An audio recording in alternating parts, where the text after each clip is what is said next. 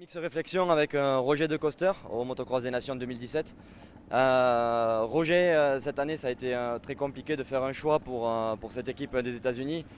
Les top pilotes n'ont pas voulu venir, disons-le clairement. Voilà, l'emploi du temps était très chargé, ils se sont un petit peu défilés. Pour toi, de choisir une équipe B, c'était quoi les critères pour choisir ces trois pilotes? D'abord, je dois féliciter l'équipe de France. Ils ont été meilleurs que jamais. Et félicitations à tous les trois pilotes et aussi au team manager.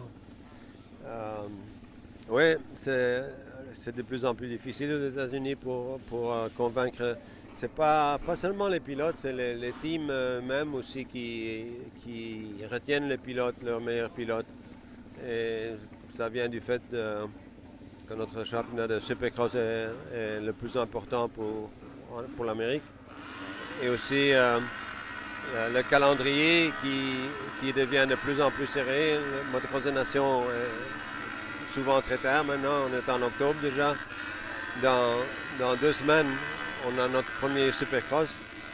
Ce n'est pas une course de championnat, mais c'est une course importante pour se mesurer le niveau de la moto. Et c'est ça qui rend les choses difficiles. L'année prochaine, le but, ça serait d'avoir peut-être une plus grosse équipe. Qu'est-ce qu'il va falloir pour les motiver?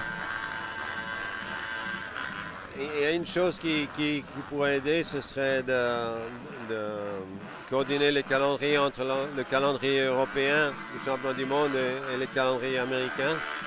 Et j'espère que Youthstream, la FIM et l'AMA vont travailler là-dessus.